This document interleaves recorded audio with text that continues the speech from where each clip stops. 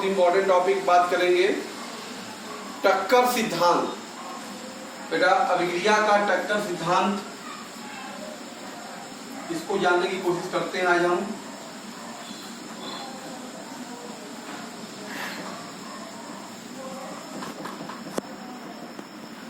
Collision theory of reaction.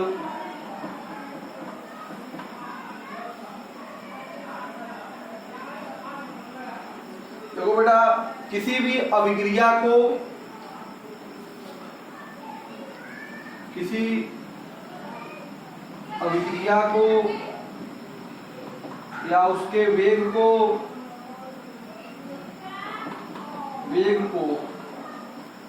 टक्कर सिद्धांत के आधार पर, टक्कर सिद्धांत के आधार पर समझा जा सकता है।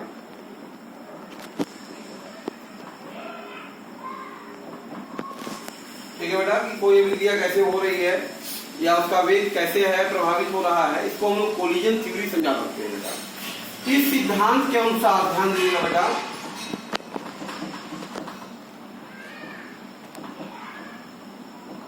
ध्यान दीजिए। सबसे पहली बात देखो, दो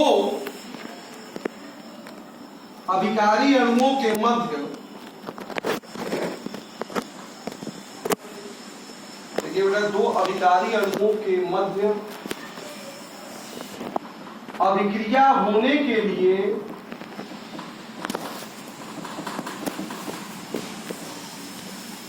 दो अभिकारी अणुओं के मध्य बेटा अभिक्रिया होने के लिए उनके मध्य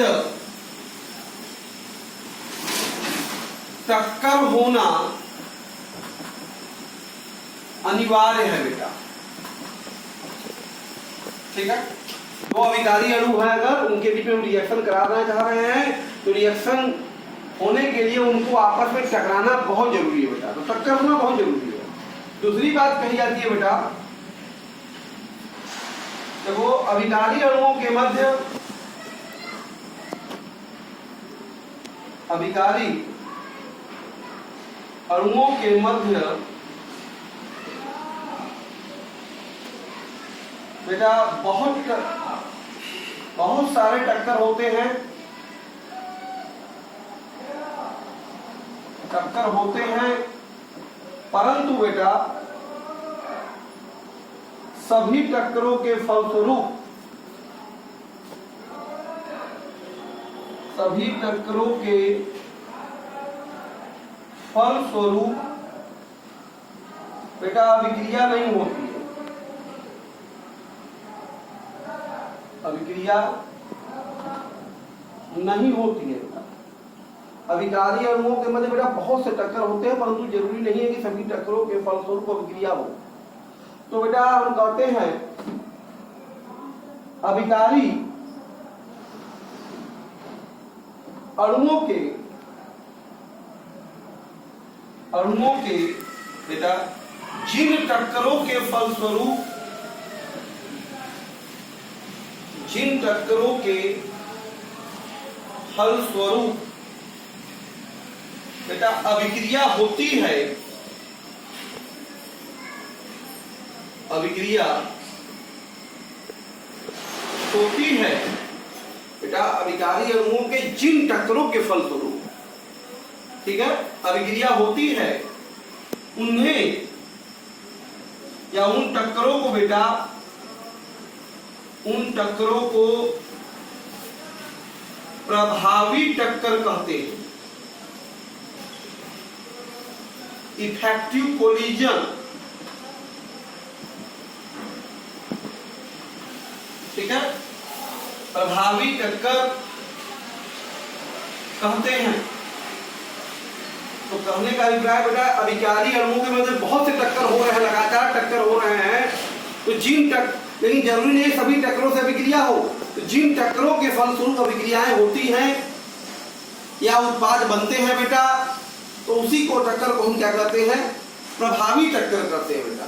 ध्यान दीजिएगा, चौथा पॉइंट हमारा बेटा प्रभावी टक्करों के फलस्वरूप बेटा, प्रभावी टक्करों के फलस्वरूप जो अणु प्राप्त होते हैं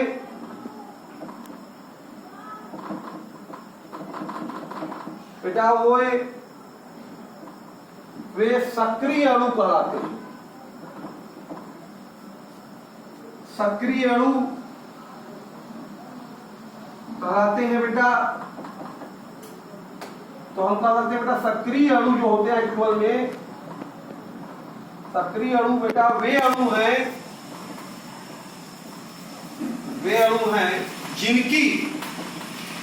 जिनकी ऊर्जा बेटा एक निश्चित ऊर्जा तल के, उनकी ऊर्जा बेटा एक निश्चित ऊर्जा तल के बराबर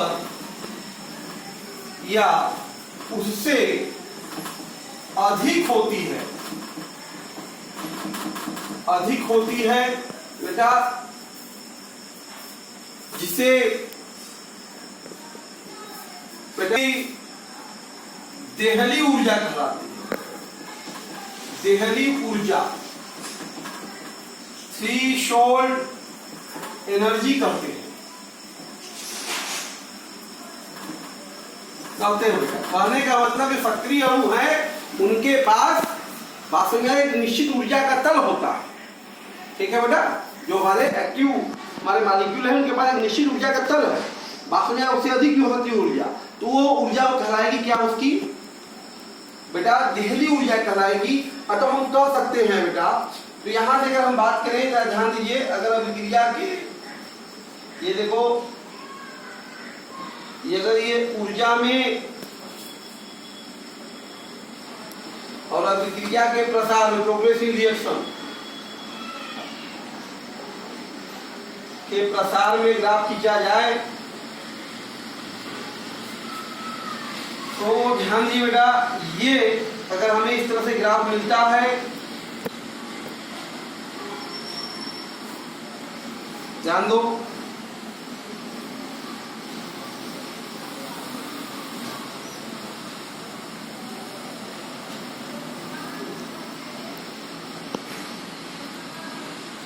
ये जो बेटा यहाँ पे जो ये ऊर्जा है, यही ऊर्जा इसकी क्या कहलाती है एक्चुअल में, ये ET यही इसकी बेटा क्या है, देहली ऊर्जा है।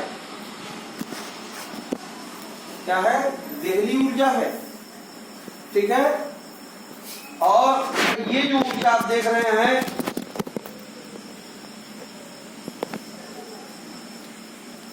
ये इसकी अग्र अभिक्रिया की ऊर्जा है, अग्र अभिक्रिया के लिए। और ये जो ऊर्जा है इसकी बेटा ये पश्च अभिक्रिया के लिए ऊर्जा है। ठीक है, तो हम कह सकते हैं यहां से, ध्यान दीजिएगा कि बेटा कि किसी देहली जो ऊर्जा है, देहली ऊर्जा बेटा अभिकारी अणुओं की वह न्यूनतम ऊर्जा है जो उसे अभिक्रिया करने के लिए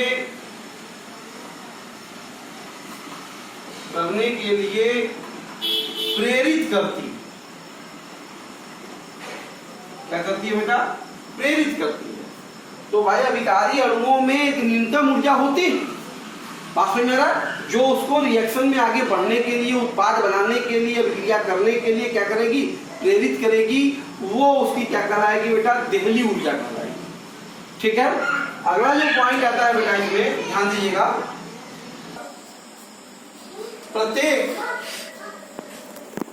प्रत्येक जो अभिकारी अणु है हमारे, प्रत्येक अभिकारी अणु में जो निहित प्रारंभिक प्रत्येक अभिकारी अणु में निहित प्रारंभिक ऊर्जा तल को अणु में निहित प्रारंभिक ऊर्जा तल से बेटा सक्रिय अणु के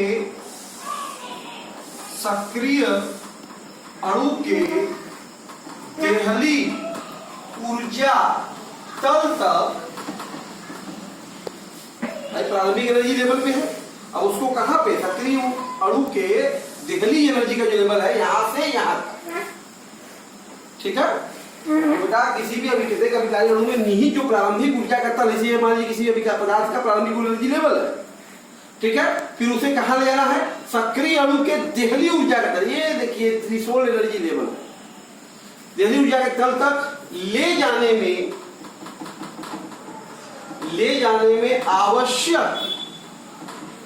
आवश्यक जो अतिरिक्त ऊर्जा चाहिए, आवश्यक अतिरिक्त ऊर्जा को ही बेटा अणु का या अभिक्रिया का बेटा सक्रिय ऊर्जा कहते हैं। क्या कहते हैं, सक्रिय ऊर्जा कहते हैं।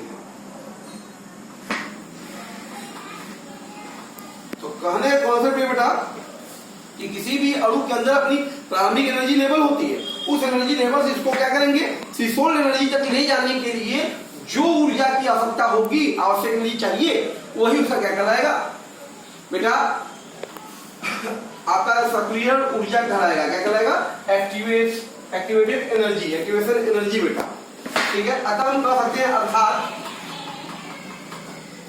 किसी अभिकारी अणु में आवश्यक वह न्यूनतम ऊर्जा बेटा, आवश्यक वह न्यूनतम ऊर्जा जो उसे अभिक्रिया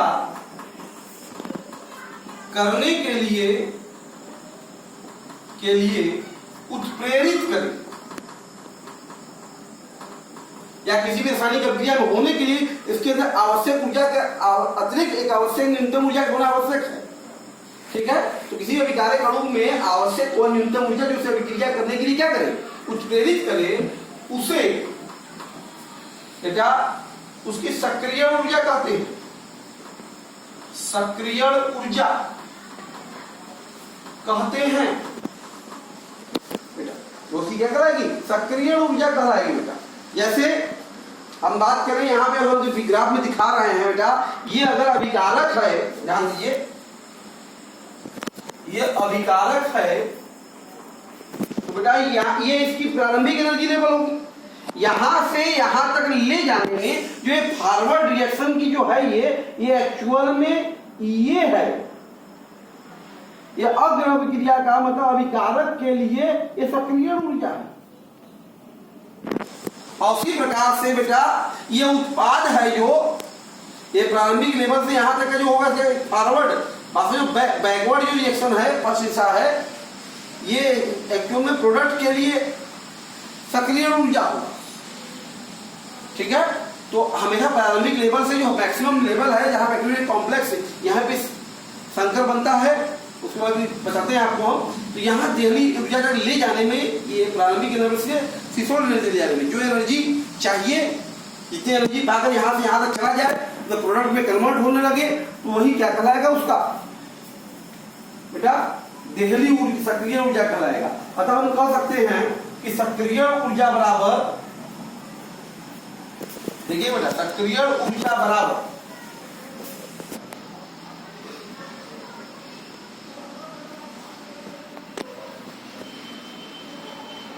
तो सक्रिय ऊर्जा एक्चुअल में होगा क्या, उसकी देहली ऊर्जा माइनस टकराने से पूर्व अणुओं में निहित ऊर्जा, ये इसकी क्या कहलाएगी बेटा, सक्रिय ऊर्जा कहलाएगी। क्लियर है। तो ये है बेटा सक्रिय ऊर्जा कॉन्सेप्ट। किसी भी अभिकारी अणुओं में हमेशा से निहित प्रारंभिक ऊर्जा तल से सक्रिय ऊर्जा तक देवी ऊर्जा के तल तक ले जाने के लिए जो आवश्यक ऊर्जा की जरूरत होती है वही उसकी क्या कहलाती है, सक्रिय ऊर्जा कहलाती है। बात समझे? इसका मतलब किसी भी अभिकारी अणु में एक आवश्यक न्यूनतम ऊर्जा चाहिए जो उसको अभिक्रिया कराने के लिए प्रेरित करे ना, तो वो उसे क्या कहलाएगा, सक्रिय ऊर्जा कहलाएगा बेटा। ठीक है, अच्छा अगला पॉइंट है, देखो बेटा सक्रिय ऊर्जा को E से दर्शाते हैं तथा इसे कैलोरी प्रति मोल या जूल प्रति मोल में व्यक्त करते हैं। क्लियर है बेटा?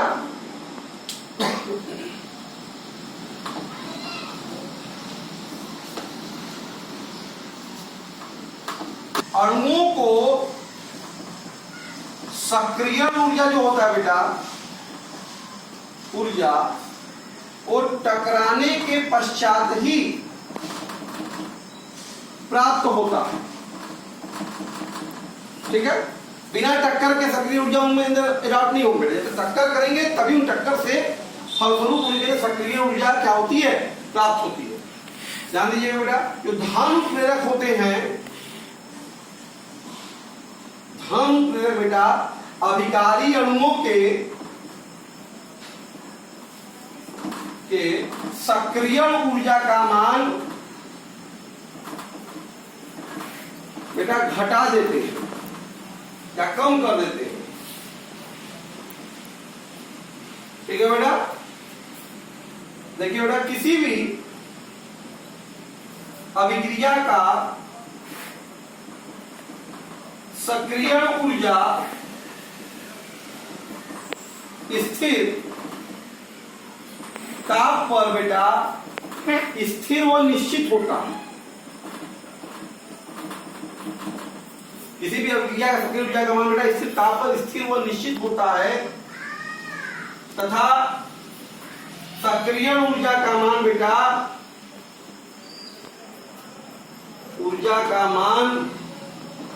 अभिकारी अणुओं के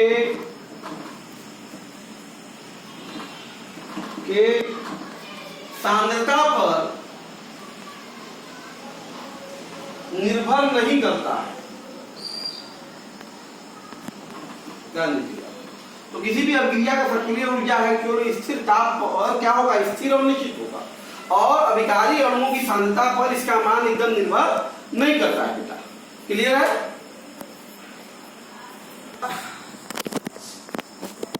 अभिक्रिया में सक्रिय अणुओं का जो अंश है बेटा, अंश मतलब कितने मात्रा में सक्रिय अणु हैं या प्रभावी टक्करों की संख्या या हम कह सकते हैं बेटा, सक्रिय अणुओं का जो अंश है अभिक्रिया के ताप, अभिकारक की सांद्रता,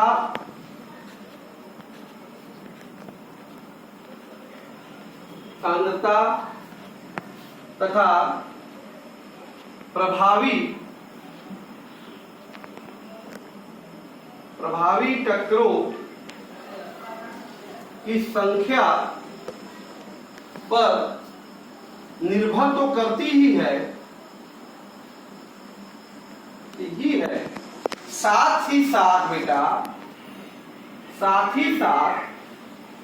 उनके मध्य बेटा होने वाले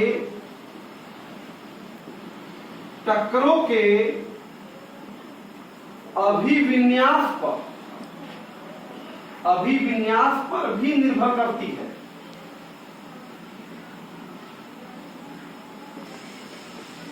ठीक है, उनका अभिविन्यास कैसा है? देखिए बेटा, यदि टकराने का अभिविन्यास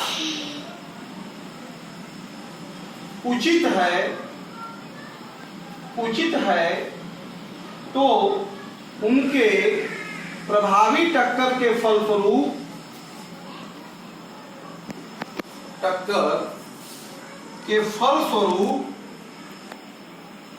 बेटा उत्पाद का निर्माण होता है। मतलब वो प्रॉपरली ओरिएंटेड अगर कोलाइड करेंगे, ठीक है, बात समझ आएगा। देखिए इस तरह का कोलिजन, ये जो कोलिजन आप देख रहे हैं बेटा अणुओं का इस तरह से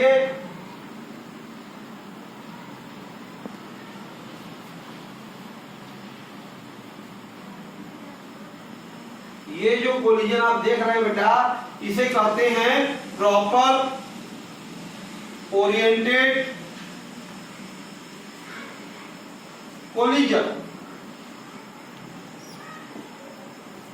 ठीक है।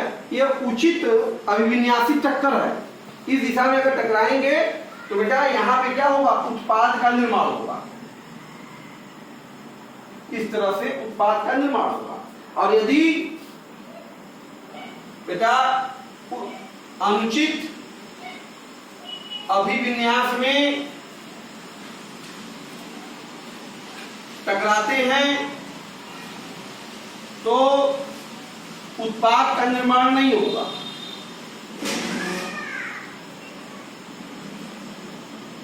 ठीक है, उनका अभिविन्यास अगर प्रॉपर नहीं है, मतलब इस तरह से बेटा टकराने लगे वो हेड टू हेड, ये टक्कर ऐसे जाके देखो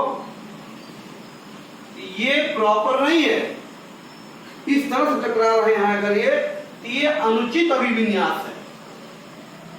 ये जो है टकराने का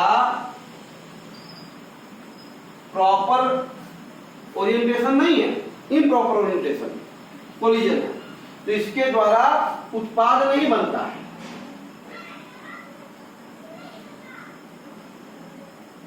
ठीक है बेटा, इस तरह के टक्करों के फलस्वरूप जो है प्रोडक्ट का निर्माण नहीं होगा। प्रॉपरली जब तक नहीं टकराएंगे, इनका ओरिएंटेशन प्रॉपर होगा, तब प्रभावी टक्कर के फलस्वरूप क्या होगा, प्रोडक्ट का निर्माण होगा, अन्यथा उत्पाद का निर्माण नहीं होगा। क्लियर है? देखिए बेटा अगला पॉइंट है, देखो अभिक्रिया का जो वेग होता है बेटा, अभिक्रिया का वेग प्रभावी टक्करों की संख्या बेटा प्रति लीटर सेकेंड पर निर्भर करती है बेटा। तो इसका मतलब अभिक्रिया का वेग जो हो गया, का वेग बेटा ये हो गया प्रभावी टक्करों की संख्या, प्रभावी टक्करों की संख्या। प्रभावी टक्करों की जो संख्या है बेटा एक्चुअली होता क्या है, ये होता है कुल टक्करों की संख्या गुणे सक्रिय अणुओं का अंश बेटा, ये हमारा जेड है, ये हमारा एफ है, और गुणे उचित अभिविन्यासों के टक्करों की संख्या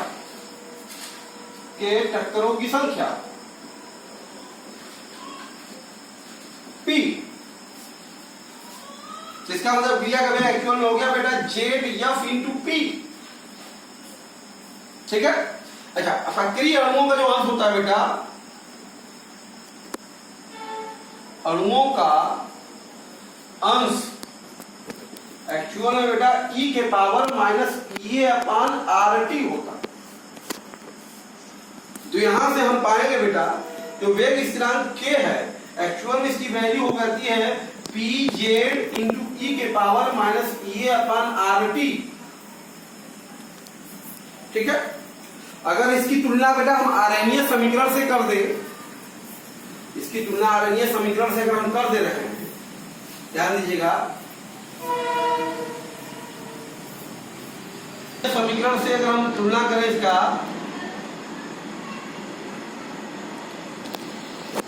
k बराबर k e के पावर माइनस ये अपन RT, तो यहां से a बराबर जो होता है RDS पैरामीटर का मान P इंटू जेड होता है। ठीक है बेटा, तो ये था हमारा बेटा किसी भी अभिकारी अणुओं के बीच में अभिक्रिया होने के लिए टक्कर सिद्धांत, जिसका कंक्लूजन यही है बेटा कि कोई भी अभिकारी अणुओं के बीच में अगर अभिक्रिया हो रही है तो उनके बीच में टक्कर होना अति आवश्यक है। और अभिक्रिया हमेशा बेटा प्रभावी टक्करों के कारण ही होता है, और प्रभावी टक्करों के कारण जिस अणुओं में होता है वो सक्रिय अणु होते हैं, सक्रिय अणु होने चाहिए बेटा। और सक्रिय अणु होने के लिए उनके अंदर जो है उनके न्यूनतम ऊर्जा से देहली ऊर्जा के तल तक ले जाने में जो ऊर्जा चाहिए वही उसके सक्रिय ऊर्जा कहलाती है। या किसी भी अभिकारी अणुओं में आवश्यक ऊर्जा से अतिरिक्त वो न्यूनतम ऊर्जा जो उसे अभिक्रिया कराने के लिए उत्प्रेरित करती है वो उसकी सक्रिय ऊर्जा कहलाती है। क्लियर है बेटा? तो अभिक्रिया का वेग एक्चुअल में प्रभावी टक्करों की संख्या पर निर्भर करता है, बहुत ध्यान दीजिएगा। और प्रभावी टक्करों की संख्या जो होती है कुल टक्करों की संख्या, कुल सक्रिय अणुओं का अंश हुए उचित अभिविन्यासों के टक्करों की संख्या, मतलब और सक्रिय अणुओं का अंश जो होता है बेटा वो e के पावर माइनस ये अपन RT होता है। ठीक है, बात समझ में आया? सिद्धांत और है, ये है संक्रमण अवस्था सिद्धांत, ट्रांजिशन स्टेट थ्योरी।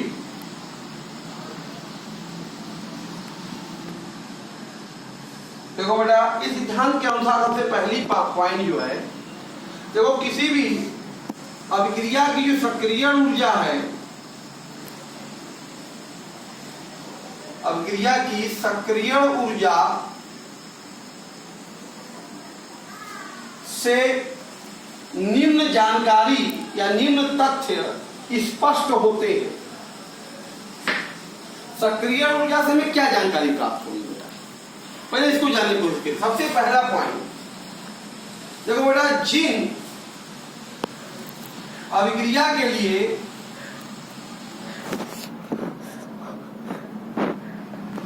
सक्रिय ऊर्जा का मान शून्य होता है, तो बेटा उनके अभिक्रिया का जो वेग होता है, उनके अभिक्रिया का वेग बहुत अधिक होता है बेटा, बहुत अधिक होता है। और अभिक्रिया बेटा जो है तत्कालिक होती है, तत्कालिक अभिक्रिया होती है। ठीक है, तुरंत हो जाएगी इसका अगर सक्रिय ऊर्जा 0 हो गया बेटा। और दूसरी बात है, जिन अभिक्रिया के सक्रिय ऊर्जा का मान कम होता है, उनके अभिक्रिया का वेग जो है बेटा उच्च होता है। मतलब सक्रिय ऊर्जा कम है तो वेग उच्च होगा, तो कभी ऊर्जा में तुरंत वो हाई वेलोसिटी को प्राप्त कर लेगा।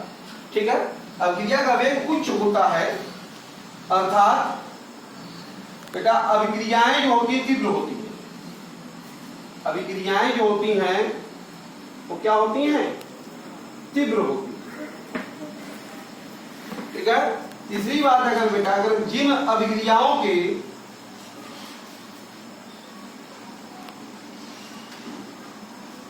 सक्रिय ऊर्जा का मान उच्च होता है तो उनका वेग जो होगा बेटा, उनका वेग कम होता है। ठीक है, और ऐसी अभिक्रियाएं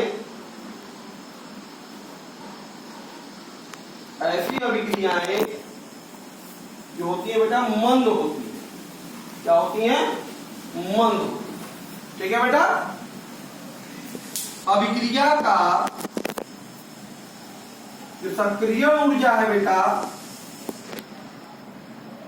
ऊर्जा बेटा अभिकारी अणुओं के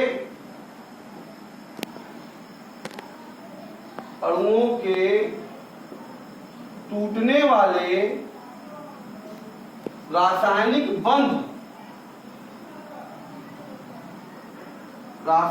बंध की प्रकृति पर निर्भर करता है।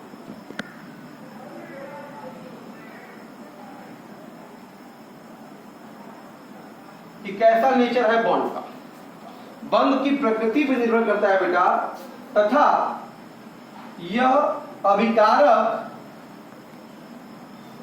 व उत्पाद के एंथैल्पी से मुक्त होता है। कारक या उत्पाद के एंथैल्पी पे निर्भर नहीं करता है सक्रिय ऊर्जा का मान बेटा। ये सिर्फ और सिर्फ किस पे निर्भर करता है, जो उनके बीच में बॉन्ड टूट रहा है, टक्कर होने से बॉन्ड टूटेगा तो बॉन्ड का नेचर कैसा है उस नेचर पे डिपेंड करेगा। क्लियर है बेटा। अब सक्रिय ऊर्जा के इस सिद्धांत से बेटा यह स्पष्ट है कि अभिकारक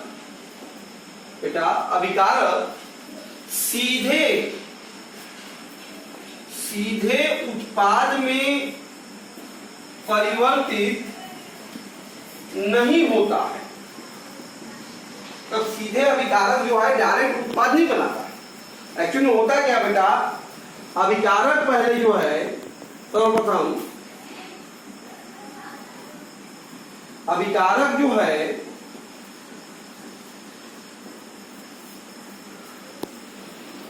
अभिकारक बेटा सक्रिय ऊर्जा के बराबर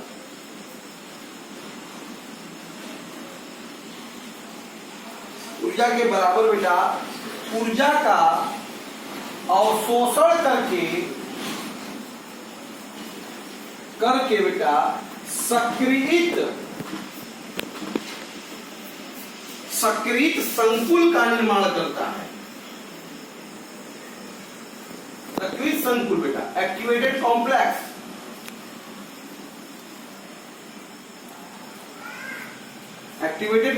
सक्रिय संकुल का निर्माण करता है।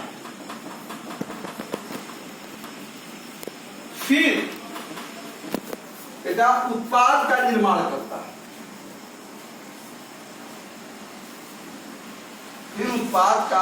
करता है। इसका अभिप्राय यह हो गया बेटा कि इसका यह जो ऊर्जा आप देख रहे हैं, तो अर्थात ये जो ऊर्जा है, यह ऊर्जा एक प्रकार का बेटा ऊर्जा अवरोध है।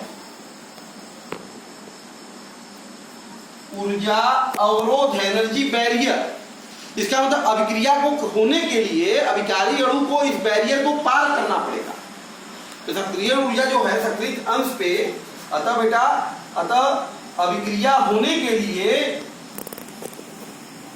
अभिकारक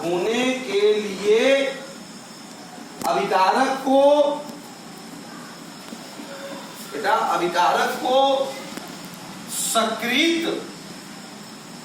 सक्रिय संकुल के ऊर्जा तल के ऊर्जा अवरोध को पार करना होगा।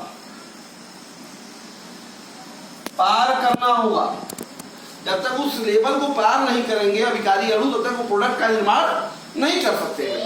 तो कहने का अभिप्राय इस प्रकार से है, ध्यान दीजिए।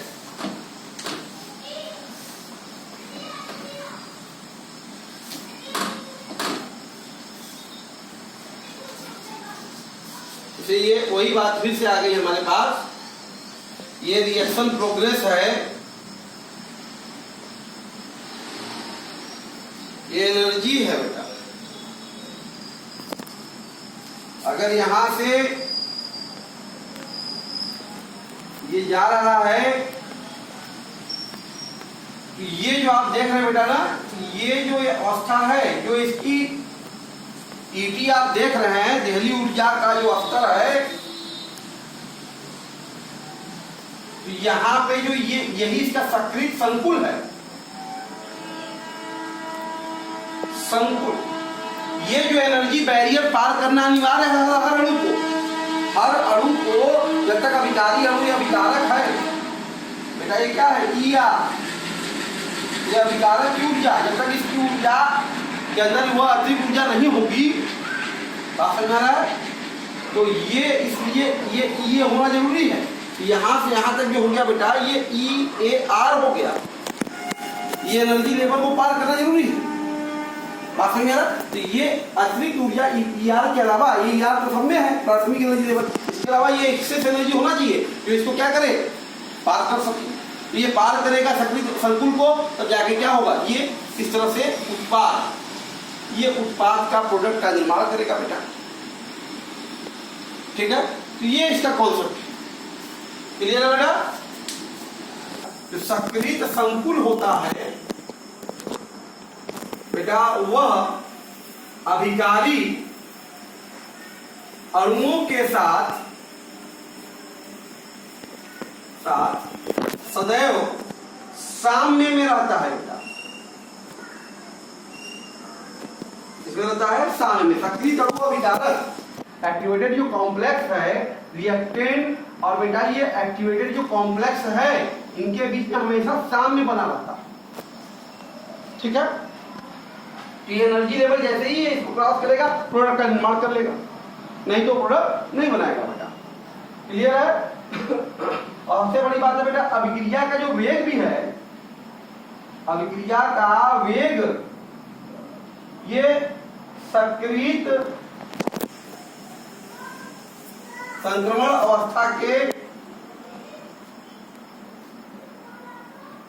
अवस्था पर सांद्रता के समानुपाती होता है।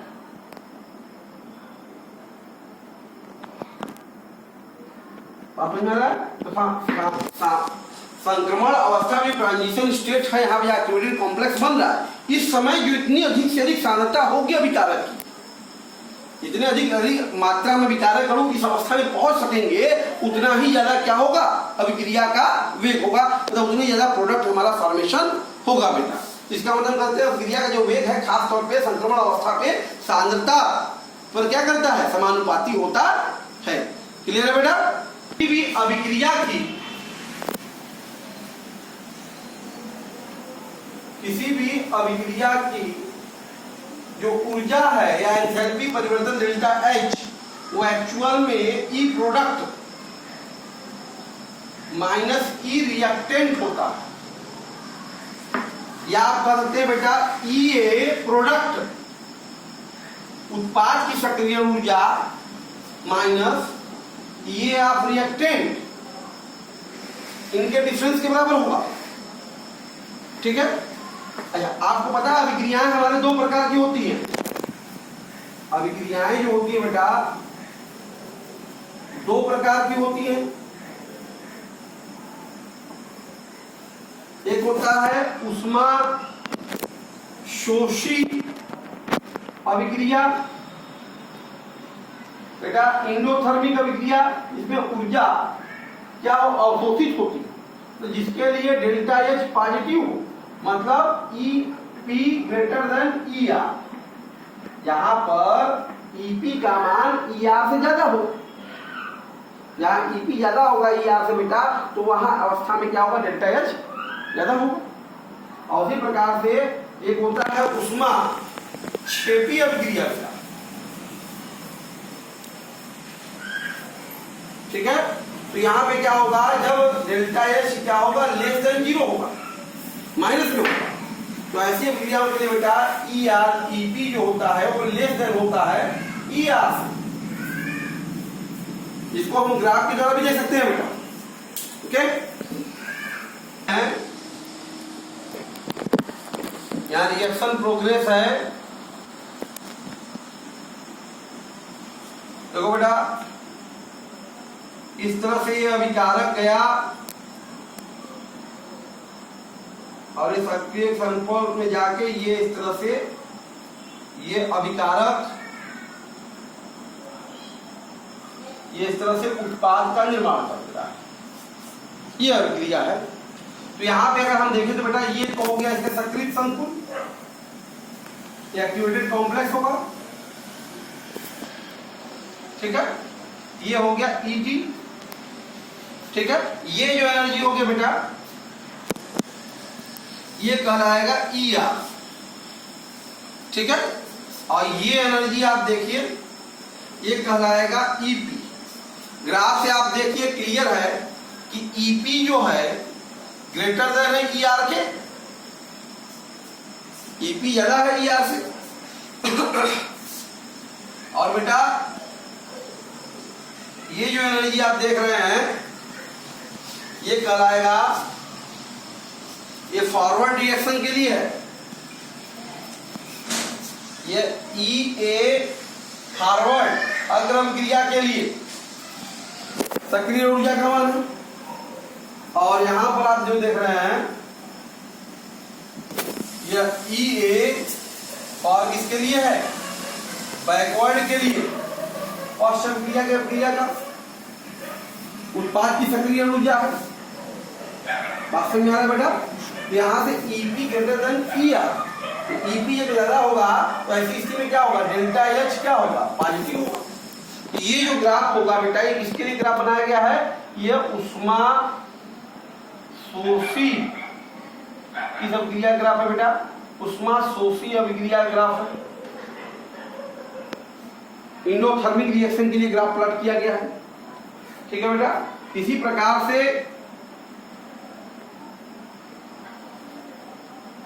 अगर एनर्जी और रिएक्शन प्रोग्रेस में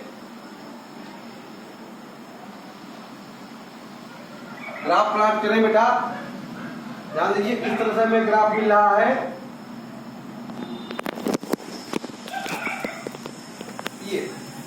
ये अभिकारक है और यहां उत्पाद का निर्माण हो रहा है। ये कहलाएगा ई आर, ये कहलाएगा ईपी, ये है डेल्टा एच, ठीक है। अगर ये आप देख ही रहे हैं ये है सक्रिय संकुल इसका, एक्टिवेटेड कॉम्प्लेक्स, और ये ईटी थ्रेशोल्ड एनर्जी। और ये जो होगा यहां से यहां तक बेटा एनर्जी, ये देखिए क्या कराएगा, ये फॉरवर्ड अग्र अभिक्रिया के लिए सक्रिय ऊर्जा है ये। और यहां पे जो आप देख रहे हैं ये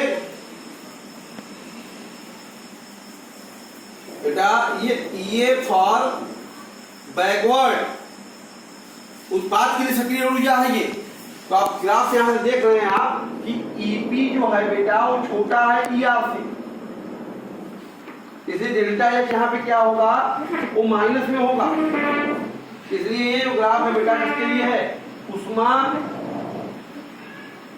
क्षेपी अभिक्रिया के लिए ये ग्राफ प्लॉट किया गया है एनर्जी प्रोग्रेस का, ठीक है बेटा। तो इस तरीके से हम आपसे बात कर रहे थे किसी भी रासायनिक अभिक्रिया को होने के लिए क्या है टक्कर सिद्धांत, और उस पर आधारित संक्रमण सिद्धांत भी हमने आपको अवस्था का सिद्धांत बताया, जो कि रिएक्शन के होने के लिए उसकी आवश्यक जानकारी को क्या करता है, प्रतिभूत करता है। इसको आप सीखिए, इसको प्रैक्टिस कीजिए बेटा। इसके बाद जब हमारा आता है अभिक्रिया की कोटिक और आणविकता क्या है, जो कोलिजन थ्योरी को एक्सप्लेन करेगी, अभिक्रिया के वेग पर ताप का प्रभाव को एक्सप्लेन करेगी। ये सिद्धांत के द्वारा हम उसको एक्सप्लेन कर सकते हैं बेटा। इसको हम नेक्स्ट वीडियो में आपके साथ अपलोड करेंगे, इसको प्रैक्टिस कीजिए। Okay, thank you.